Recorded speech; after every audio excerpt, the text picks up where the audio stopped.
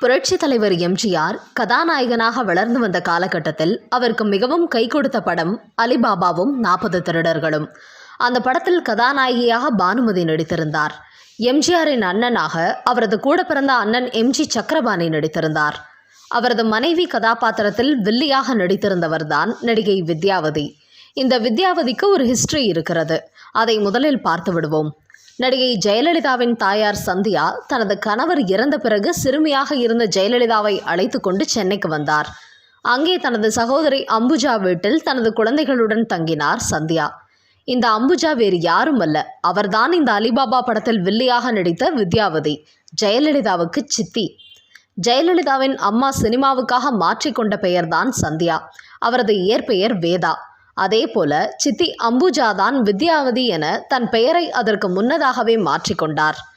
இன்னொரு சித்தி பத்மவள்ளி.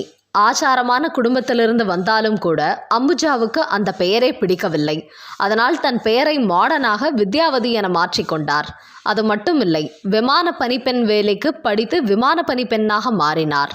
ஆனால் அவரது தந்தைக்கு அவரது செயல்பாடுகள் பிடிக்கவில்லை. அதனால் தந்தையிடமிருந்து ஒதுங்கி சென்னையிலேயே குடியேறிய அவர் பணிப்பெண் வேலையை விட்டுவிட்டு சினிமாவில் வாய்ப்பு தேடினார். அப்போது கர்நாடகாவைச் சேர்ந்த இயக்குனர் கெம்பராஜ் அரச என்பவர் வித்யாவதியை ஒரு படத்தில் நடிக்க வைத்தார். அதைத் தொடர்ந்து வித்யாவதிக்கு பட வாய்ப்புகள் வந்து ஓரளவு வசதியான வாழ்க்கைக்கு மாறினார். இந்த சமயத்தில்தான் சந்தியா தனது குழந்தைகளுடன் வித்யாவதியின் வீட்டில் வந்து தங்கினார். அங்கே அவ்வப்போது வந்து சென்ற கெம்பராஜ் சந்தியாவை பார்த்ததும் அவருக்கும் சினிமாவிற்கு கலையான முகம் இருக்கிறதே என்று கூறி அவரே ஒரு படத்தில் சந்தியா என்கிற பெயரில் அவரை அறிமுகப்படுத்தினார். இது ஒரு பக்கம் இருக்க, அந்த சமயத்தில் வித்யாவதி ரொம்பவே மாடர்ன் பெண்ணாக வலம் வந்தார் இல்லையா? எந்த அளவுக்கு என்றால் மாடர்ன் ட்ரெஸ், ஸ்டைலான கூலிங் கிளாஸ், அது மட்டுமல்லாது ஆண்களுக்கு நிகராக தில்லாக சிகரெட் பிடிக்கும் பழக்கமும் இவருக்கு இருந்தது. வெளியில் மட்டுமல்ல, படப்பிடிப்பு தளத்திலும் கூட அவ்வப்போது சிகரெட் பிடித்தபடி இருப்பார் வித்யாவதி. அப்படி அலிபாபாவும் 40 திருடர்களும் படத்தில் இவர் வில்லியாக நடித்தபோது படப்பிடிப்பு இடைவேளை சமயத்தில் யாரையும் சட்டை செய்யாமல் சிகரெட் பிடித்தபடி இருந்தார் வித்யாவதி. எம்ஜிஆர் அப்போது ஓரளவுக்கு பிரபலமாக இருந்தாலும் வளர்ந்து வந்த நடிகர் என்கிற நிலையில்தான் இருந்தார்.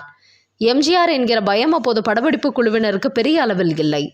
ஒருமுறை வித்யாவதியிடம், இப்படி புகைப்பிடிப்பது உடல் நலத்திற்கு கேடு, இது தவறு, அதுவும் பெண்ணான நீ இப்படி புகைப்பிடிக்க கூடாது என்று அறிவுரை கூறினார் எம்ஜிஆர். ஆனால் அதையெல்லாம் கண்டுகொள்ளாத வித்யாவதி அவரை அலட்சியப்படுத்திவிட்டு புகைப்பிடித்து வந்தார்.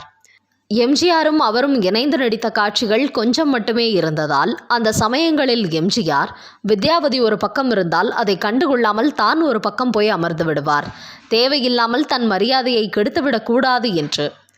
இந்த வித்யாவதியின் வீட்டில்தான் பல நாட்கள் வளர்ந்தார் ஜெயலலிதா.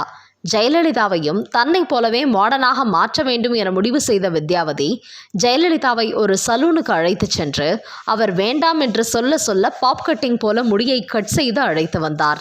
தன் முடியை கண்ணாடியில் பார்த்து விடிய விடிய அழுது கொண்டே இருந்தார் ஜெயலலிதா. அவரை சமாதானப்படுத்துவதற்காக புவனா சத்யம் என்கிற ஒரு புகைப்படக்காரரை அழைத்து வந்து ஜெயலலிதாவை புகைப்படம் எடுக்க செய்தார் வித்யாவதி. ஆனாலும் ஜெயலலிதா சமாதானமாகவில்லை. ஆனால் தன்னை அழ வைத்த அந்த புகைப்படத்தை அடுத்த 2 மாதங்களிலேயே தன் படுக்கை அறையில் ஃப்ரேம் போட்டு மாட்டி அழகு பார்த்தார் ஜெயலலிதா. காரணம் என்ன தெரியுமா? இந்த படத்தை எடுத்த புகைப்படக்காரர் சந்தியா குடும்பத்திற்கு தெரியாமல் அந்த ஆண்டு புதுடெல்லியில் நடந்த அகில இந்திய புகைப்பட கண்காட்சிக்கு அந்த படத்தை அனுப்பி வைத்திருந்தார். ஆச்சரியமாக அந்த படத்திற்கு தான் முதல் பரிசான தங்க பரிசு கிடைத்திருந்தது. முதன்முறையாக தன் அழகு பற்றி ஜெயலலிதா பெருமைப்பட்ட தருணம் அதுதான். பின்னாளில் போயஸ் கார்டனில் வீடு கட்டுவதற்காக சந்தியா மிகப்பெரிய இடம் ஒன்றை வாங்கி போட்டார். அதன் பிறகு ஜெயலலிதா பிரபல நடிகையாக மாறி வருமானம் அதிகரித்த போது அங்கே இருக்கும் வீட்டை தன் விருப்பத்திற்கு ஏற்ப பார்த்து பார்த்து கட்டினார். 1972ஆம் வருடம் மே மாதம் 15ஆம் தேதியன்று போயஸ் கார்டன் இல்ல கிரகப்பிரவேசம் நிகழ்ந்தது. மகளோடு மகிழ்ச்சியாக அந்த நாளை கொண்டாடி இருக்க வேண்டிய சந்தியா வீட்டின் சுவரில் புகைப்படமாக தொங்கிக் கொண்டிருந்தார்.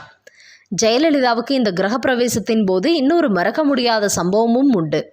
ஜெயலலிதாவின் வாழ்க்கையில் 2 முக்கிய நபர்களான புரட்சி தலைவர் எம்ஜிஆர் மற்றும் நகைச்சுவை நடிகர் சோ இருவருமே இந்த விழாவில் கலந்து கொள்ளவில்லை என்பது மிகவும் அதிர்ச்சியான செய்தி.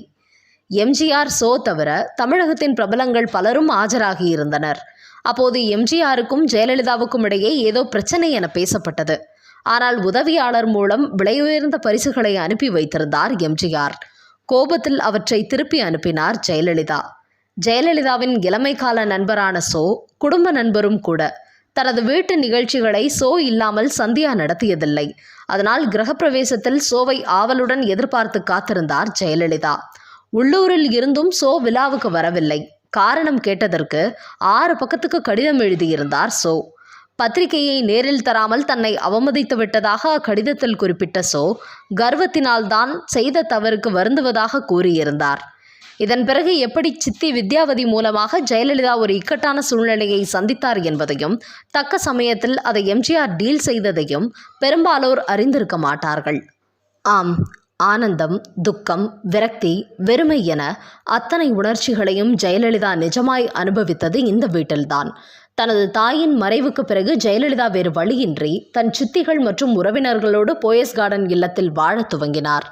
இடையில் ஏற்பட்ட சில கசப்பான அனுபவங்களால் விரக்தியின் விளிம்பில் நின்ற ஜெயலலிதா இந்த வீட்டில் இருமுறை தன் உயிரை மாய்த்து கொள்ளும் முடிவை கூட எடுத்ததாக சொல்வார்கள். ஒருமுறை போயஸ் கார்டனில் படியேறும்போது ஜெயலலிதா மயக்கமுற்று விழுந்தார். தலையில் அடி.